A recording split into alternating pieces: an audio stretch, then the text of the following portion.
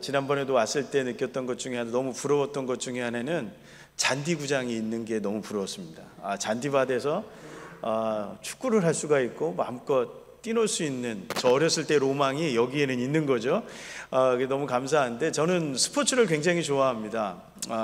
야구, 축구 뭐 이런 스포츠 국제 경기하면 밤새 보고, 제가 좋아하는 팀 나오면 무조건 봐야 되고, 특히 야구 경기 같은 경우는 제가 응원하는 팀이 10년 넘게 꼴찌인데 그래도 제가 응원하거든요. 올해도 꼴찌를 달리고 있고요. 어느 팀인지 아시죠?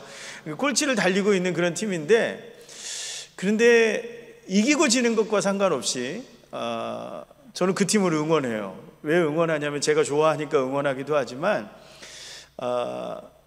스포츠라고 하는 경기는요, 승패가 중요하기는 하지만 승패보다 더 중요한 것이 있어요. 그게 뭐냐면 공정하게 경기를 했느냐가 중요한 거거든요. 그 공정하게 경기를 했느냐에 따라서 주어지는 승패는 이기든 지든 상관없이, 꼴찌를 하든 우승을 하면 너무 좋겠지만 그렇지 않다 하더라도 열심히 한 선수들에게 박수를 보낼 수 있는 거죠. 그 공정하게 열심히 했다면 그것으로 만족하는 것으로, 스포츠는 어떤 것을 우리에게 알려준 거냐면, 여러분들 아세요? 스포츠가 시작됐을 때 복음주의 교회의 역사와 같이 시작되는 거예요. 그러니까 교회의 역사와 스포츠의 역사가 거의 동일하게 이루어지고요. 목사님들이 중심이 돼서 이 스포츠를 장려했습니다. 그 이유가 뭐냐면 공정함을 알려주기 위해서. 그러니까 공정함이라고 하는 것을 그러니까 스포츠라고 하는 것은 규칙이 있잖아요. 규칙을 어기면 실격이 주어지고 페널티가 주어지는 거죠. 그래서 공정하게 경기를 하는 거예요. 능력이 많든 적든 간에 스포츠라고 하는 것은, 축구를 하게 되면 상대방에게 골을 넣어야 골을 인정을 받는 거죠. 그러니까 이러한 것은 어떤 것과 연결되어지는 거냐면 성경과 연결이 되어지는 거예요. 누구나 다 어떤 의미로 받아들이는 거냐면, 누구나 다 공평하게 무엇이 주어져요? 그 기준 안에서 마음껏 자기의 능력을 발휘할 수 있는 자유가 주어지는 거예요. 그 신분이 높든 낮든 상관이 없죠. 여러분들 지금 세계에서 유명한 축구 선수들 중에 제가 아는 어떤 축구 선수는 노숙자였는데 공을 잘 찬다는 이유로 프로축구 선수가 되고 돈을 많이 벌게 됐어요. 왜 가능하죠? 공정한 기준 안에서 자유를 마음껏 발휘했더니 인정을 받게 되더라는 거예요. 이 스포츠가 단순하게 요즘은 돈을 버는 도구로 사용되고 활용되고 있지만, 그게 아니라 스포츠는 공정함과 규칙과 기준을 알려주는, 그래야 내 자유를 발휘할 수 있다라고 하는 것을 알려주는 아주 중요한 의미를 갖습니다. 그래서 모든 학교에 뭐가 있어요? 과목에 체육이 있죠. 스포츠가 있습니다. 스포츠를 가르치지 않으면 그러한 공정함이라고 하는 것을 실제로 가르칠 수 없기 때문에 그렇습니다. 여러분, 우리가 헌법을 개정할 때 무엇을 통해서 개정하죠? 투표를 통해서 개정합니다. 그렇지 않습니까? 우리가 국민투표라고 하는 것을 통해서 헌법을 개정하죠. 제정할 때도 마찬가지입니다. 이 헌법이라고 하는 것은 모든 국민, 그러니까 이게 왕이 정해가지고 공포하는 것이 아니라, 근데 민주주의 국가에서는 모든 국민이 동의해야만 이 헌법을 우리의 약속으로, 우리의 기준으로 설정을 하는 거죠. 여기에 모든 국민이 투표를 한다라고 하는 것은 어떤 것에 기반하고 있냐면 자유가 주어졌다라는 것을 의미하는 거예요. 여러분, 우리가 투표할 수 있다라고 하는 것은 내가 자유가 주어졌기 때문에 투표를 할 수가 있는 거예요. 그러니까 어떤 투표가 중요하냐면 비밀 투표가 중요하고요. 한 사람에게 하나의 투표권만 주어지죠. 그렇죠? 그래서 어떤 사람에게 내가 돈이 많으니까 투표권이 2개가 주어지는 것이 아니라 모든 사람에게 동일하게 하나의 투표권이 주어지는 거죠. 왜요? 모든 사람이 정당한 자유의사를 한 표라고 하는 것을 통해서 행사할 때 비로소 그것이 정당성을 인정받는 것이고, 그것에 의해서 정해져 있는 헌법이 우리에게는 공정한 기준이 된다는 거예요. 그 헌법 안에서 우리가 무엇을 어떻게 하는 거죠? 자유롭게 경쟁하는 거예요. 이게 민주주의 국가의 아주 기본적인 모습이거든요. 이 공정에 대한 인식은요, 오늘 많은 20대, 30대 청년들의 화두가 이 공정이거든요. 근데 이 공정에 대한 화두는 언제부터 있었냐면 초대교회부터 있었습니다. 어떤 것에 대한 공정성에 대한 불만이 있었냐면 히브리파 유대인 그리스도인들과 헬라파 그리스도인들이 유무상통하는 그 전통을 초대교회가 가지게 되었거든요. 모든 음식을 헌금을 해서 그것을 가난한 자들에게 나누어 주고 똑같이 나누어 주는 그러한 것들이 초대교회의 전통이 되었는데, 문제는 뭐예요? 누가 나누어 주느냐라고 하는 거예요. 그 음식과 양식을 누가 나누어 줬냐면 사도들이 나누어 줬는데, 사도들은 12명 모두 다 어떤 사람들이에요? 히브리파 그리스도인들이라는 거죠. 그러니까 히브리파 그리스도인들이다 보니까 누구에게만 우선 나눠줄 수밖에 없어요? 히브리파 그리스도인들에게 먼저 나눠줘 버린 거예요. 그러면 누가 불만을 가질 수밖에 없어요? 헬라파 그리스도인들이 불만을 가질 수밖에 없죠. 대대로요, 인류의 역사는 언제나 먹는 거 갖고 싸우는 거예요. 이 먹는 거 갖고, 군대 가니까 먹는 거 갖고 초코파이 하나 갖고 치열하게 싸웁니다. 어린 아이들도 뭐 갖고 싸워요? 먹는 거 갖고 싸워요. 우리 아이들도 보면 먹는 거 갖고 싸워요. 남의 떡이 늘 커 보이잖아요. 그러니까 어떻게 돼요? 남의 떡이 커 보이니까 늘 그게 내 거가 되고 싶은 거죠. 그래서 부모가 형에게 주었는데 형께 더 커져 보이면 부모가 나를 차별한다고 느끼는 거죠. 먹는 거 갖고 싸우는 거예요. 마찬가지예요. 교회도 마찬가지였어요. 이 먹는 거 갖고 싸우다 보니까 무엇에 대한 갈등이 폭발해요? 공정성에 대한 갈등이 폭발해요. 왜? 당신들이 히브리파니까 히브리파 사람들만 나눠주느냐. 그래서 기도하는 가운데 누구를 뽑아요? 이것을 나눠주는 사람들을 뽑았는데 7명을 뽑았는데 공교롭게 전부 다 헬라파 그리스도인들이었다는 거죠. 이 헬라파 그리스도인들을 뽑고 나니까 어떤 문제가 사라졌어요? 히브리파 그리스도인들도 기도하면서 뽑았어요. 그렇죠? 그러니까 7명의 집사가 뽑혀진 것에 대해서 인정했어요. 헬라파 그리스도인들은 불만이 없어졌죠. 헬라파 그리스도인들로 뽑혔으니까. 그러니까 공정성의 시비가 사라졌어요. 그리고 양식을 나누어 주는 데 있어서 불만이 없어지더라는 거예요. 그런데 바울의 고민이 한 가지가 더 있었습니다. 초대교회의 고민이 먹는 거 나누어 주는 이런 공정성의 시비뿐만 아니라 가는 곳곳마다 교회마다 갈등이 생겼어요. 어떤 갈등이냐면 히브리파 그리스도인들과 헬라파 그리스도인들이 치열하게 싸우는 거예요. 무엇에 대한 갈등이냐면 율법을 어떻게 받아들일 거냐에 대한 치열한 싸움이 전개가 됩니다. 심지어 이것에 대해서 부정한 이 한가운데에 있는 이 바울조차도 바울이 헬라파 그리스도인들 그 사람들의 이야기를 더 많이 듣다 보니까 바울이 사도가 아니지 않느냐라고 하는 것까지 나오게 됐거든요. 그것에 대한 해명서, 답변서 같은 것이 바로 갈라디아서입니다. 오늘 이 헬라파 그리스도인들과 이 히브리파 그리스도인들이 갖고 있는 고민이 뭐냐면, 특히 히브리파 그리스도인들은 예수를 믿는 것과 율법을 지키는 게 하나였어요. 예수를 믿으면 당연히 뭐예요? 자기들이 전통적으로 살아왔던 율법대로 살아가야 되는 것이 당연한 모습이라고 생각했어요. 그런데 헬라파 그리스도인들에게 율법이라고 하는 것은 유대인의 율법이지 우리의 율법이 아니고, 우리는 무엇대로 살아가면 돼요? 예수님이 말씀하신 그것대로 지키면서 살아가면 된다라는 거예요. 그렇게 단순하게 예수를 믿었단 말이에요. 그러니까 오늘 바울이 그것에 대해서 답변하는데 뭐라고 얘기하느냐 하면, 우리는 무엇을 위해서 부르심을 받았어요? 자유를 위해서 부르심을 받았어요. 율법을 예수님이 뭐라고 해석해 주셨냐면, 율법은 하나님을 사랑하고 이웃을 사랑하는 걸로 단순화시켜 버렸어요. 여러분들, 사랑이라고 하는 것은 어떤 것에서 나오는 거냐면 자유에 의해서 나오는 거예요. 내가 이 사람을 사랑해요? 그것은 어떤 거죠? 내가 스스로 이 사람을 사랑하고 사모하게 되었을 때 사랑한다라고 말하는 거예요. 너 나를 이제부터 사랑해야 돼? 강요에 의해서 사랑하는 것, 그 강요에 의해서 사랑하는 것은 사랑이 아니에요. 강제고 강요고 억압이에요. 그러니까 어떤 거예요? 스스로 사랑하는 것을 얘기한다라는 거죠. 여러분들, 그렇지 않습니까? 내가 누구를 사랑하는데 그러니까 옛날에 결혼했을 때 중매서 갖고 사랑 없이 결혼했을 때 이 억울하다라고 얘기하잖아요. 어르신들이 내가 그 사람 만나자마자 얼굴도 못 보고 결혼을 했어요.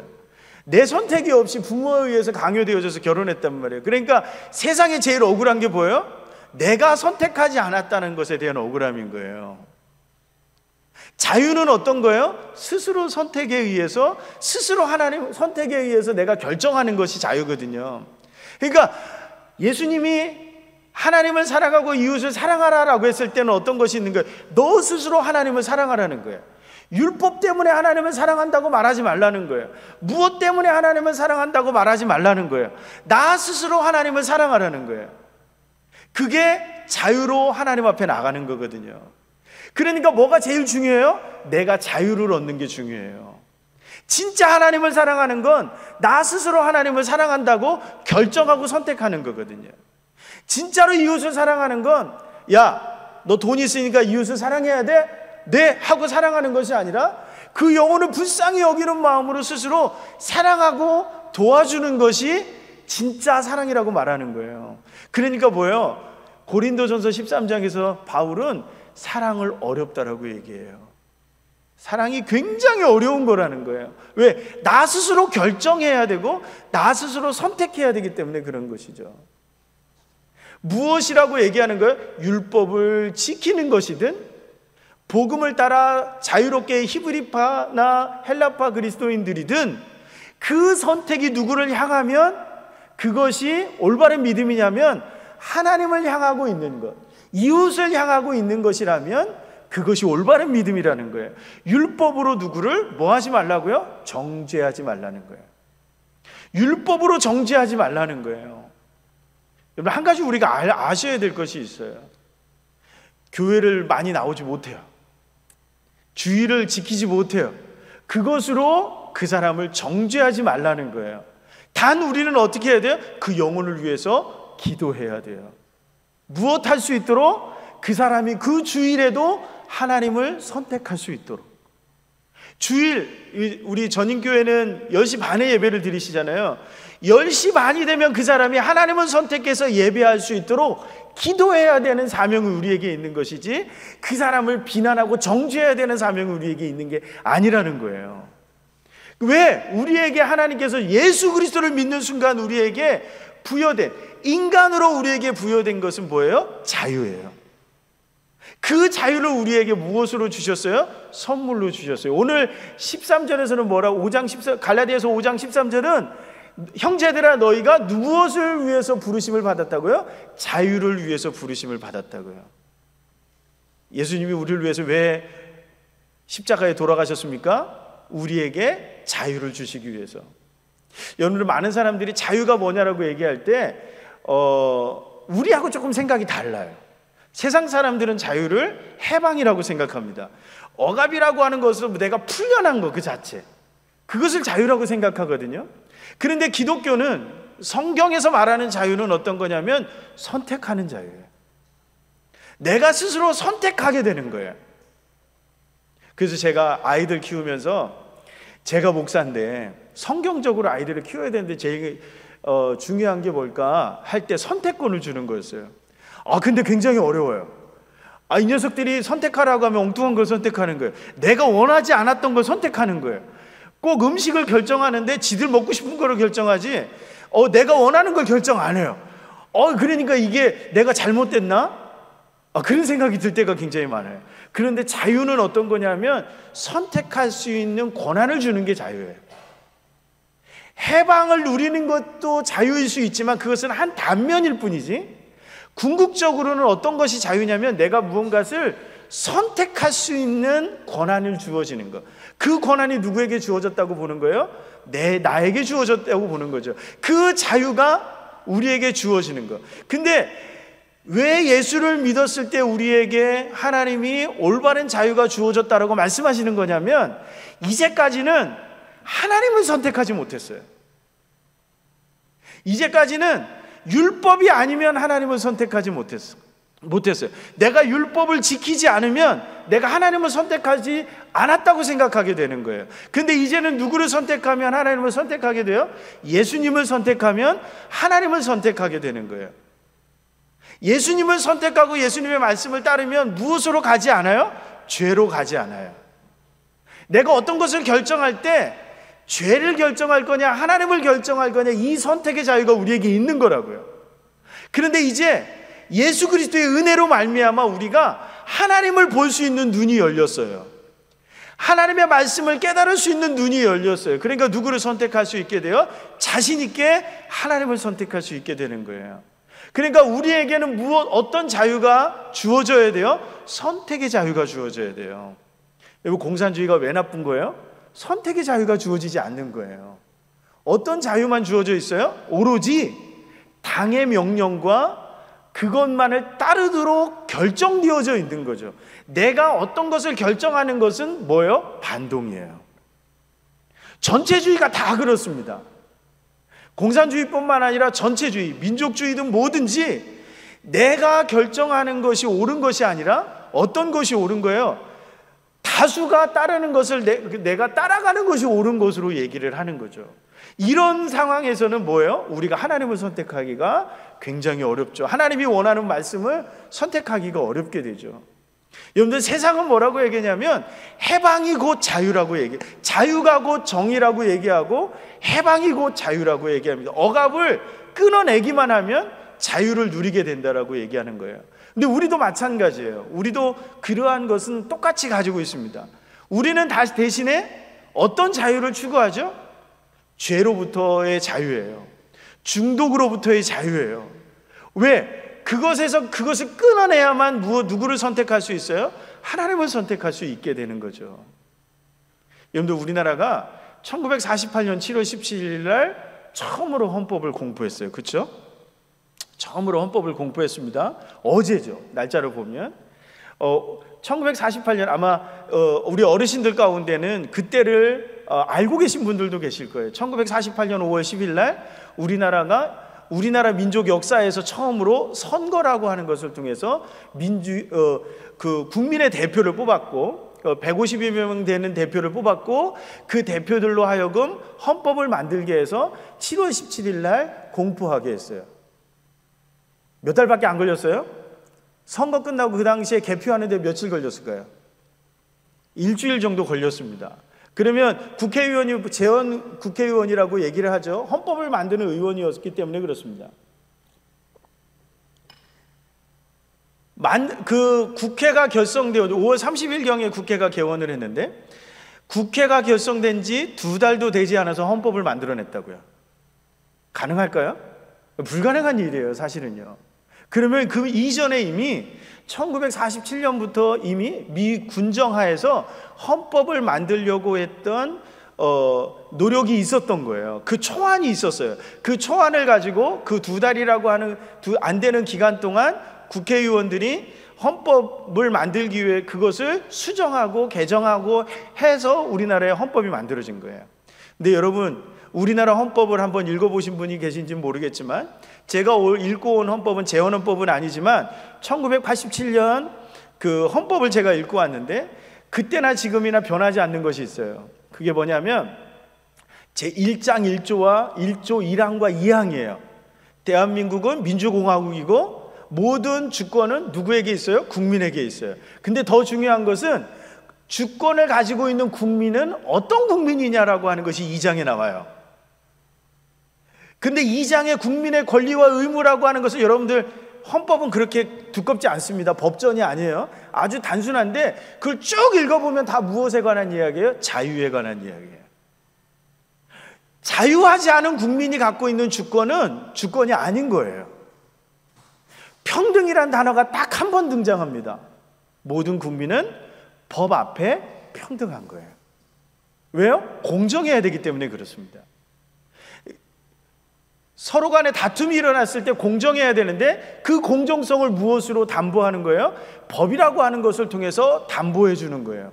그런데 법이라고 하는 것이 누구는 돈이 있기 때문에 벌을 덜 받고 누구는 돈이 없기 때문에 처벌을 더 받는 것은 공정하지 않죠. 그러니까 헌법에 명시되어져 있는 게 모든 국민의 약속이에요. 법 앞에 평등한 거예요.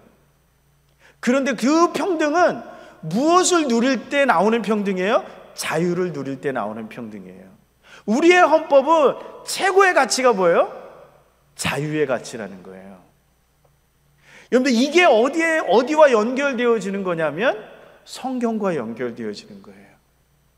여러분들, 이 자유의 가치는 첫 번째, 우리에게 선택의 자유를 가져다 주는 거예요. 존재적으로 우리가 어떤 존재예요? 자유한 존재라는 것이죠. 우리의 신앙도 무엇에 기반하고 있어요? 자유에 기반하고 있는 거예요. 여러분들, 혹시 오늘 헌금을 여러분들이 드리셨지만 그 헌금이 내가 의무적인 것, 누가 야 얼마를 드려야 돼 라고 해서 내는 헌금을 하나님은 기뻐하시지 않으시죠. 왜요? 하나님은 우리가 자유한 존재로 만들었는데 우리 스스로 자유를 누리지 못하는 것을 하나님은 기뻐하지 않으시는 거예요. 마찬가지인 거예요. 우리가 자유를 우리의 헌법의 가치로 삼았다면 우리의 자유를 억압하는 것은 불의한 것이 되는 거예요. 그렇지 않습니까? 그러니까 여러분 6.25 때 북한군하고 싸우는 거예요. 제가 6월 한 달 동안 북한 6.25 전쟁에 관련된 영상을 한 수십 편 본 것 같아요. 왜냐하면 제가 6.25를 경험한 세대가 아니다 보니까 도대체 6.25가 왜 그렇게 치열했을까? 근데 너무 잔인하고 너무나도 끔찍한 전쟁이었어요. 그런데 더 제가 눈여겨본 것은 대한민국 정부가 1948년 7월 17일 헌법이 공포된 이후로 사실상 나라가 건국되어진 건데 불과 2년도 되지 않아서 일어난 전쟁에 목숨을 걸고 싸우잖아요. 왜요? 개인의 자유가 얼마만큼 소중한지를 그때 이미 알고 있었다라는 거죠. 왜? 자유가 억압되어지면 모든 것을 할 수가 없는 거예요. 여러분들, 평등은 어디에서 오는 거예요? 자유에서 오는 거예요. 자유하지 않은데 어떻게 평등이 이루어져요? 공산주의가 갖고 있는 맹점 중에 하나가 뭐예요? 물질적으로 평등하면 모두가 다 똑같은 삶을 살아가면 인간이 인간답게 살아갈 수 있다고 생각하는 거잖아요. 그런데 기독교 신앙은 아니에요. 어떤 게 인간답게 살아가는 거예요? 자유로운 존재로 살아갈 때 인간답게 살아가는 거예요. 그 자유는 선택할 수 있는 자유예요. 내가 무언가를 선택할 수 있는 자유예요. 그런데 기독교는 하나 더 들어갑니다. 오늘 16절 이하에 보면 사도 바울은 두 가지를 구분해요. 자유로 선택할 수 있는 두 가지가 있어요. 하나는 육체로 맺는 열매가 있어요. 그리고 또 하나는 성령으로 맺는 열매가 있어요. 그 두 가지 가운데 우리가 선택해야 되는 거예요.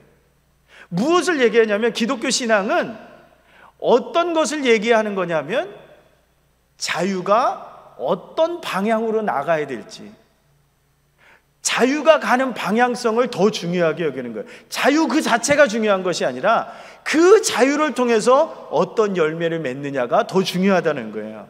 그래서 저는 이걸 뭐라고 얘기하냐면 정의로운 자유라고 얘기합니다. 자유는 언제 올바른 자유가 되냐면 정의로워질 때 올바른 자유가 되는 거예요. 그 정의는 어떤 거죠? 오늘 14절에 나와 있습니다. 이웃을 사랑하는 거예요. 하나님을 사랑하고 이웃을 사랑할 수 있는 자유가 정의로운 자유예요. 여러분들, 그래서 재헌국회가 재밌는 게 뭐냐면 그 헌법 소위원회에 들어갔던 목사님, 그 재헌의원 중에 이남규 목사님이라고 계십니다. 제가 그분에 대한 논문을 처음 썼었는데요. 목포의 양동교회 담임 목사님이셨거든요. 그 목사님이 헌법위원회에 들어가서 했던 것 중에 하나가 있어요. 뭐냐면 제일 중요하게 여겼던 건 종교와 집회와 결사의 자유예요. 신앙의 자유를 명시하는 거였어요. 그래서 대한민국은 어떤 신앙을 하든 자유로운 거예요. 그게 보장되지 않으면 우리가 기독교 신앙으로 예배하는 것에 대해서 별로 얼마든지 억압할 수 있다고 생각할 수 있는 거죠.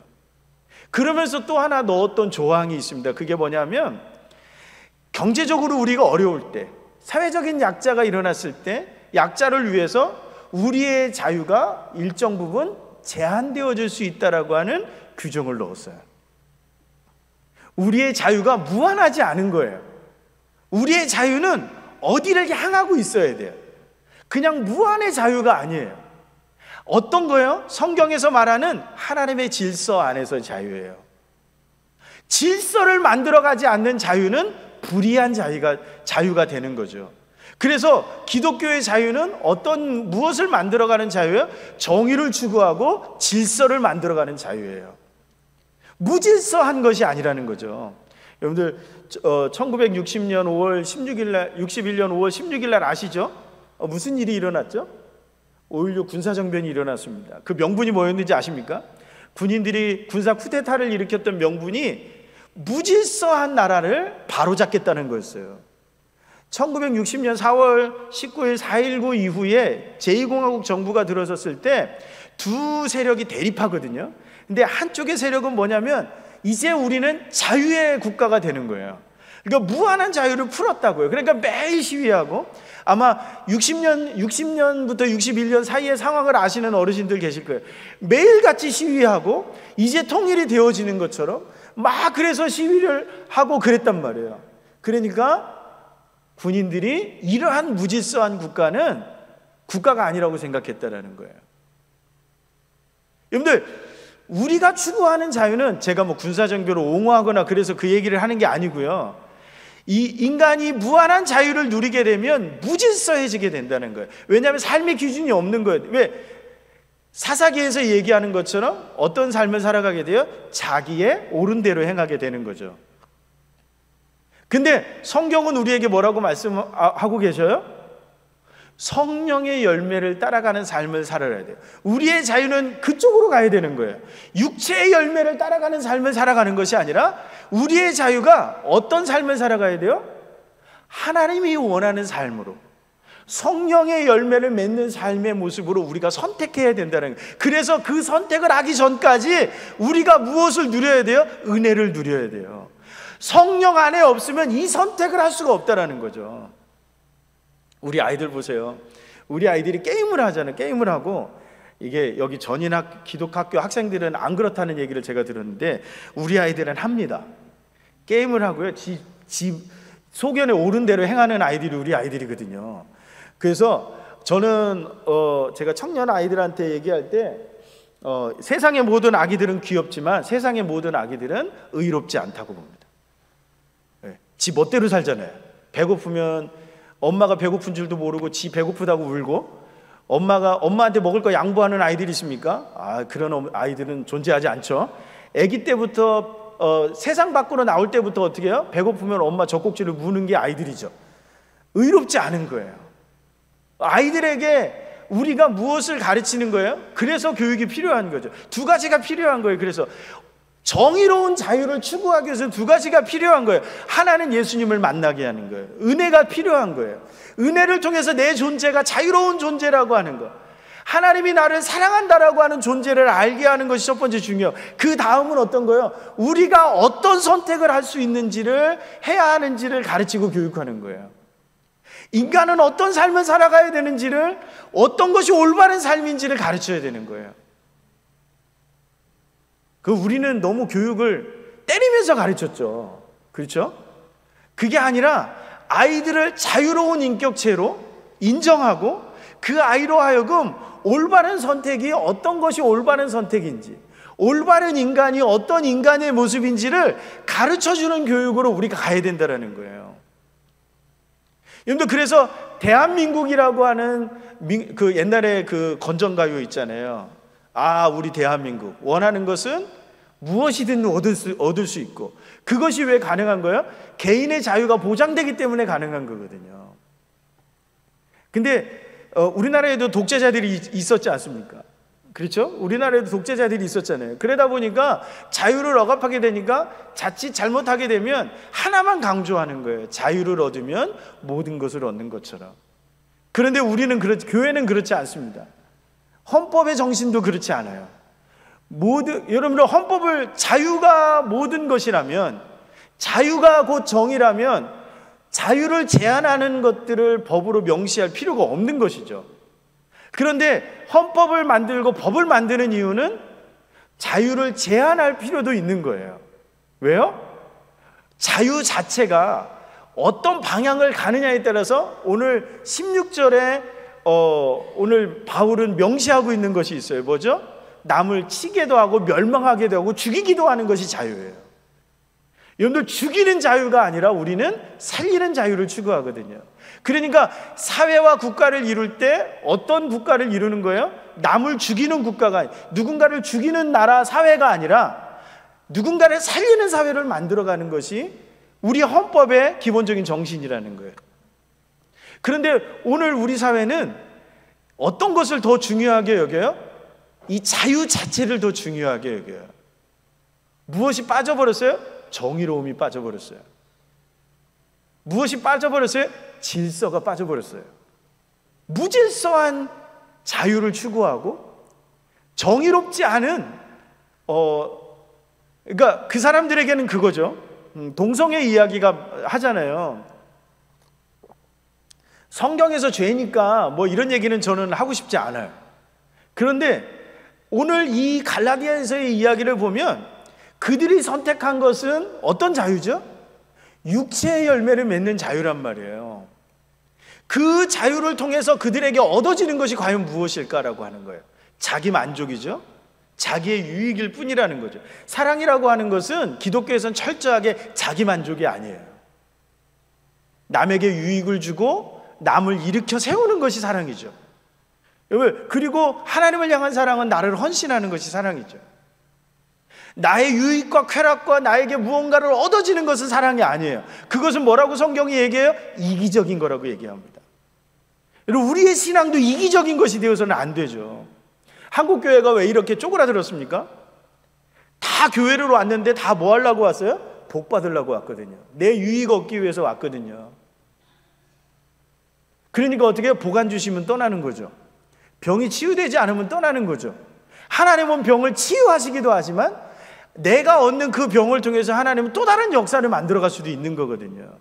하나님은 나를 가난하게도 하시지만 그 가난을 통해서 욥과 같이 많은 사람들에게 놀라운 은혜를 끼치게도 하실 수 있는 거거든요. 그런데 우리는 어떻죠? 굉장히 이기적인 신앙을 갖게 됐다는 거예요. 우리의 자유가 이기적이고 육체를 맺는 열매를 맺어 나갈 때 우리 사회는 병들어질 수밖에 없는 거죠. 그런데 그러기 위해서는 이런 무한한 자유가 주어지게 되고 이거 무한한 자유를 질서를 잡기 위해서 자꾸 뭐가 강조될 수밖에 없는 거예요. 기독교 신앙이 외면되어져 버리면, 기독교적인 가치가 외면되어져 버리면 법이 강조될 수밖에 없는 거예요. 그러니까 법 없이는 못 사는 세상이 돼버렸잖아요. 옛날에 저는 어르신들한테 그런 얘기 들었거든요. 법 없이도 살 수 있는 사람이라는 얘기를 들었는데 지금은 법 없이 사는 사람은 바보 같은 사람이에요. 왜냐하면 걸어가도 법에 걸려요. 걸어가다가 사람과, 여러분들 제가 전철을 타면 사람이 너무 많아갖고 요즘 코로나 걸릴까 봐 걱정을 하거든요. 그래서 저희 아내도 전철을 타고 오잖아요. 제가 아침에 연구실에 갔다가 오면 씻었어? 옷 갈아입었어? 그거부터 얘기합니다. 두려운 거죠. 근데 요즘 전철에서 몸을 부딪히잖아요. 신경질 나거든요. 사람들이 예민해져가지고요. 부딪히잖아요. 그러면 쏘아보기 시작하고 험한 말이 나오기 시작해요. 여러분들 험한 말을 하는 순간에 명예훼손죄가 되는 거 아십니까?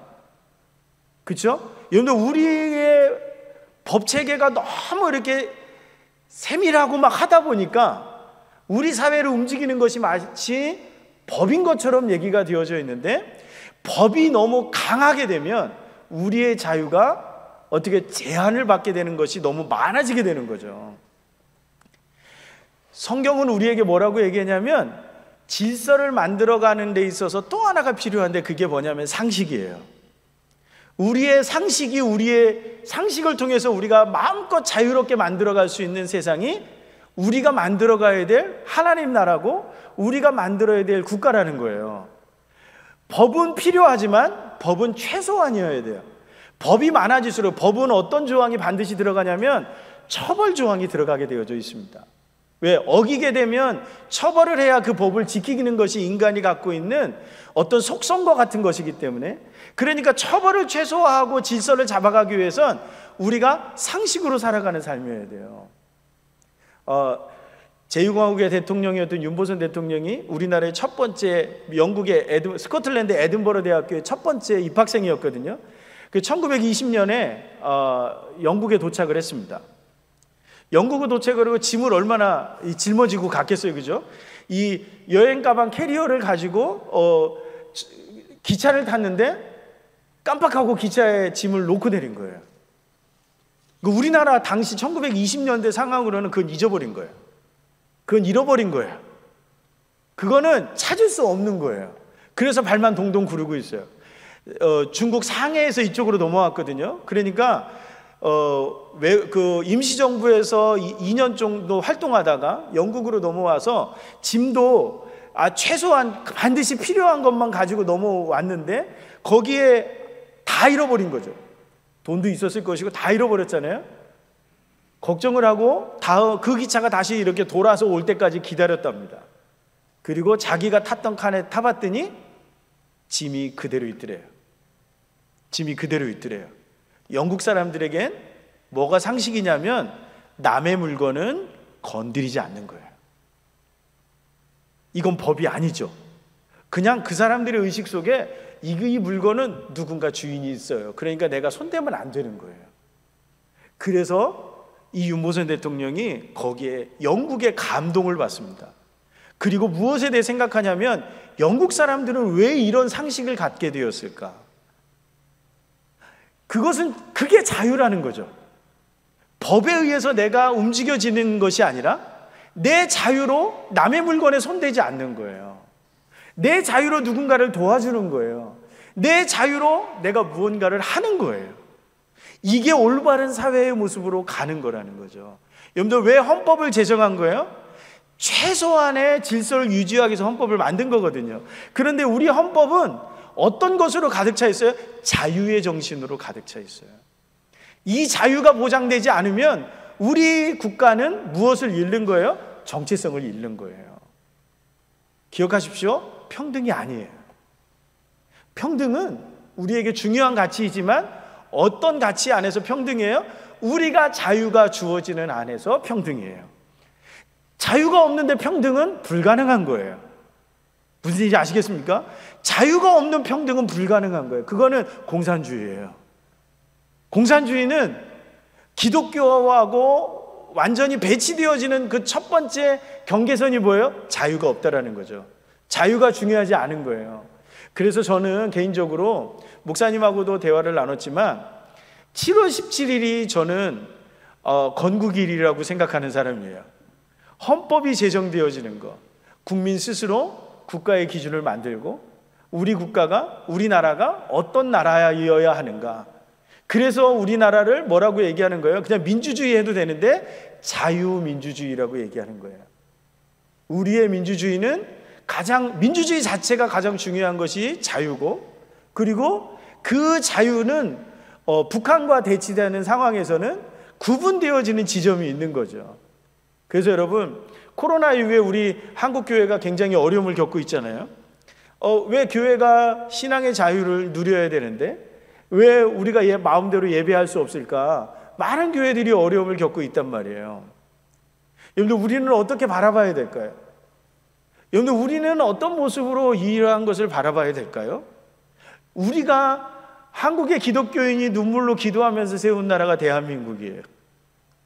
그랬을 때 우리 국가를 유지해 나가고, 그리고 교회가 이 국가를 유지하는 데 있어서 신앙의 자유를 지켜나가고 우리의 자유를 지켜나가는 데 있어서 중요한 것이 무엇일까? 그런 것을 우리가 한번 생각해 봐야 될 시점이 저는 됐다고 봅니다. 저는 맹목적으로 신앙의 자유를 부르짖으면서 이 감염병의 위험한 시기에 예배를 드리라고 말하는 것이 아니에요. 우리가 중요한 것, 소상공인들 어렵다고 다 얘기하잖아요. 지금 우리가 이렇게 2년, 3년 동안 이렇게 일률적으로 모든 것을 국가가 통제하는 국가에서는 우리 국민들은 살아가기가 굉장히 어려워요. 왜? 학습되어져 있지 않은 거예요.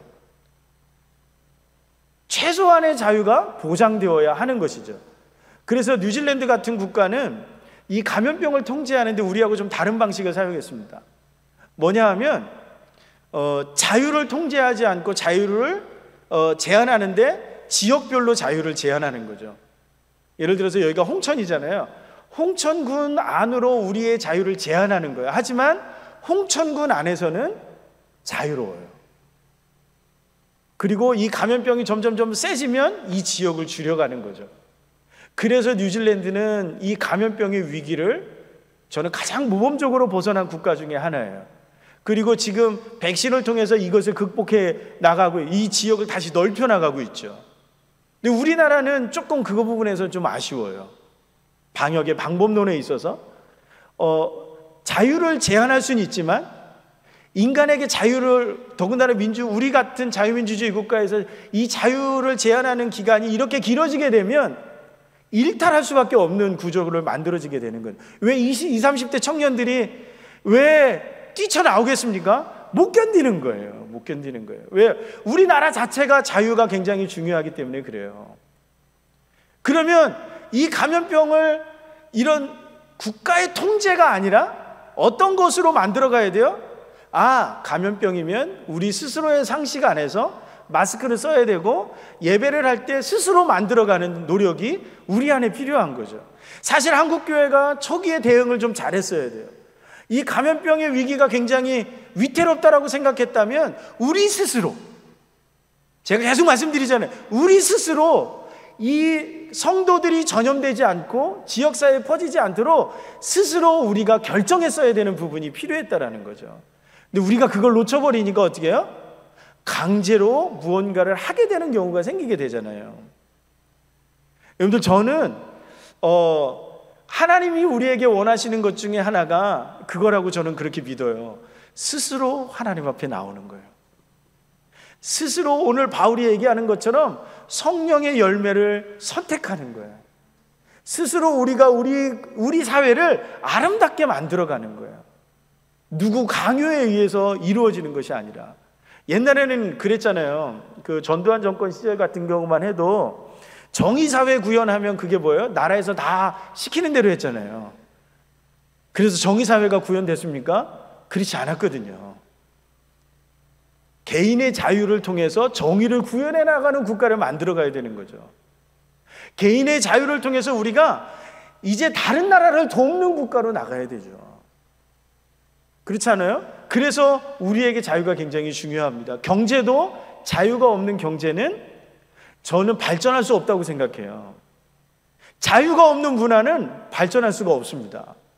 자유가 없는 정치는 절대로 발전할 수가 없습니다. 여러분들, 우리에게는 이 땅에 하나님의 나라를 세워야 할 사명이 있어요. 여러분들 믿으십니까? 이 땅에 하나님의 나라를 세워가야 될 사명이 있어요. 그 첫 번째는 예수를 많이 믿게 하는 것도 중요하지만 어떤 가치를 중요하게 여기는 거냐면 자유의 가치를 중요하게 여기는 것으로부터 시작해야 된다는 거예요. 여러분, 어떤 종교를 선택하는 사람들을 여러분들 그냥 너무 뭐라고 하지 마십시오. 저희 가족 중에 사이비 종교에 빠지셨던 분들이 계세요. 안타깝죠. 근데 내가 할 수 있는 게 아무것도 없어요. 패가지고 돌아오게 할 수 있느냐? 못해요. 그 사람이 선택하는 순간 우리는 영적 존재이기 때문에 그 영적인 곳으로 깊이 들어갈 수밖에 없습니다. 사이비 종교에 빠졌다 우리가 뭐라고 할 수 없어요. 대신에 우리는 무엇을 할 수 있어요? 기도할 수 있어요. 대신에 우리는 뭐 할 수 있어요? 우리의 선택이 옳았다라는 것을 보여주면 되는 거예요.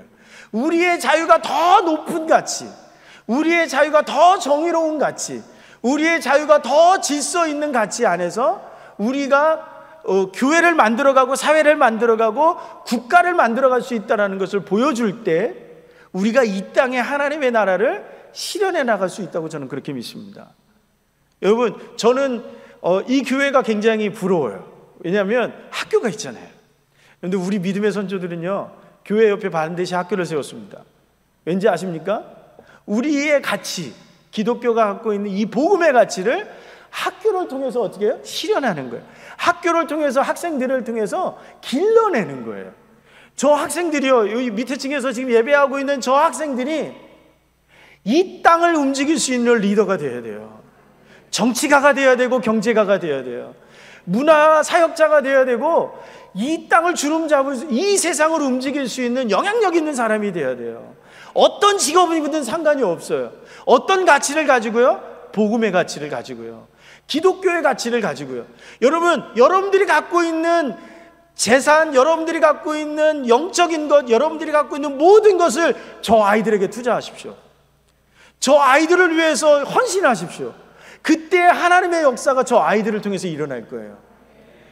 제가 이제 막 50이 됐는데요, 저희 세대도 이미 틀렸어요.